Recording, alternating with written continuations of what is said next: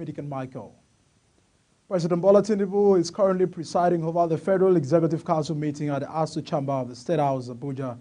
At the meeting, the Council will consider a memorandum for the approval of the revamping of the Renewed Hope Infrastructure Fund.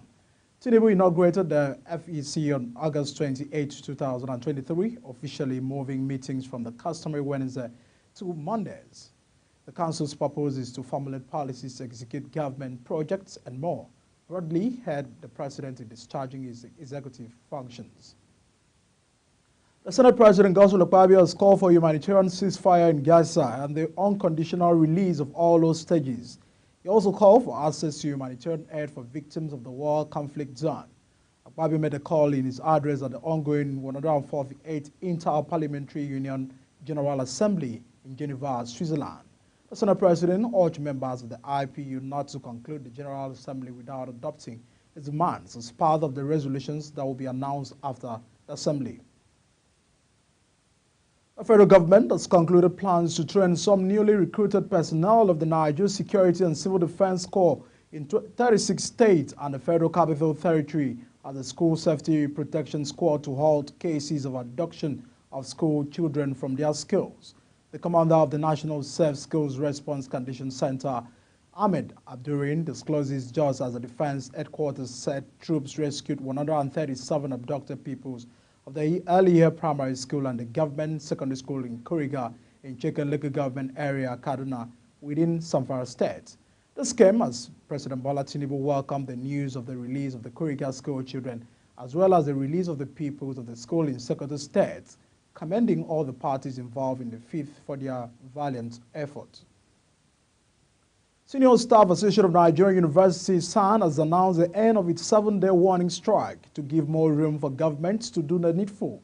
The president of the association, Mohammed Ibrahim, made the declaration at a virtual stakeholders forum organized by the Education Writers Association of Nigeria in Lagos. The forum, which also had Ibeji Nwokoma, president of the Non-Academic Staff Union of Educational and Association Institutions in attendance, was on withheld salaries versus labor crisis.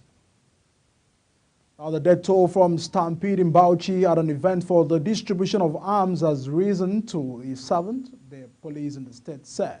The police spokesperson in the state, Ahmed Wakili, said that more women died from the injuries they sustained in the incident. News Agency of Nigeria reported that 4 people were reportedly trampled to death during the exercise at Shafa Holdings Company PLC in Jas Road in Bauchi. The police said the incident happened at about 10:20 a.m. when the company was holding its annual Zakat exercise, otherwise known as the arms giving, to have the less privileged in the state. You're watching News Cycle coming to you live from Nigeria's capital, Abuja. We're on Star Times, channel 276. Kindly follow us on all social media platforms using our Global TV NG and all the handles now shown on your screen. When News Cycle returns, federal government files tax evasion charges against Binance. These and other stories coming right after this break. Do stay with us.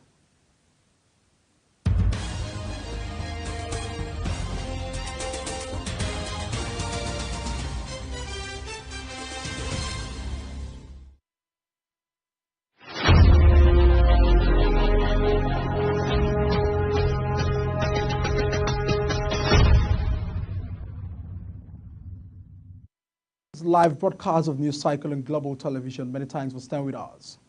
On the foreign scene, supporters of the opposition candidate Baziru Diomaye has rallied in the streets to rejoice over their candidate's early victories in Senegal's presidential election.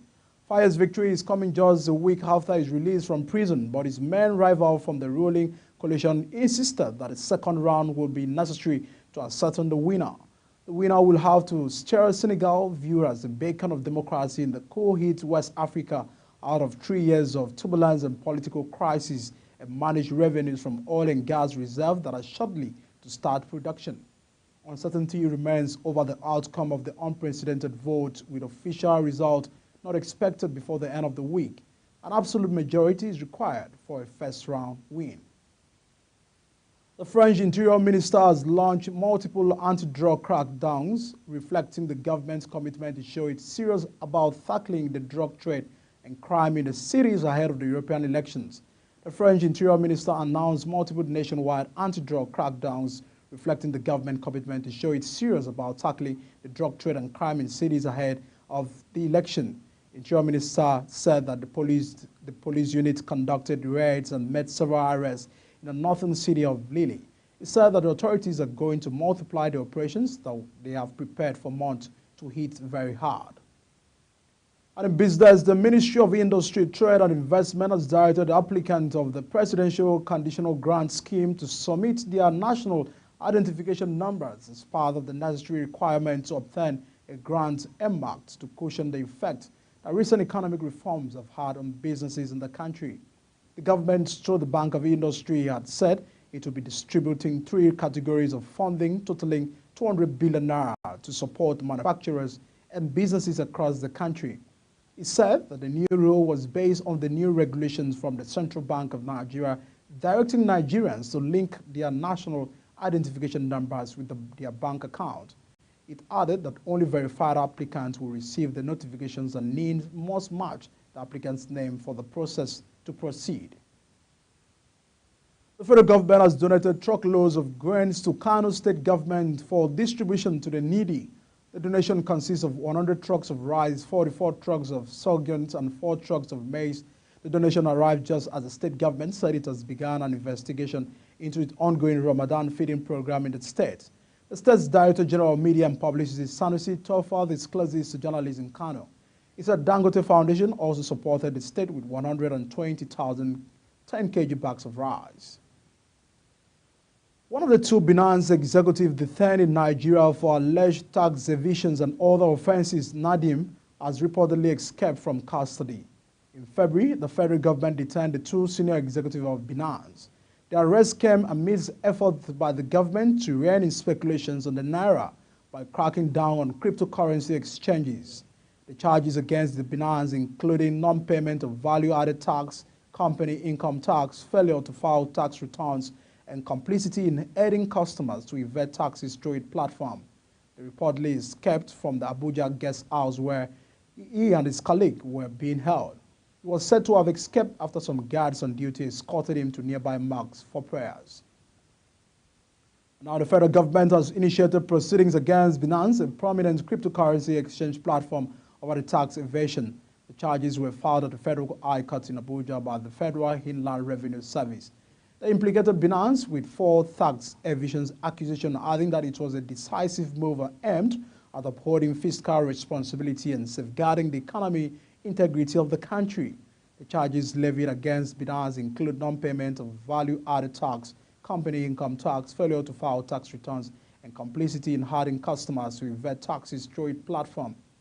In a suit, the federal government also accused Binance of failure to register with FIRS for tax purposes and contravening the existing tax regulations within the country.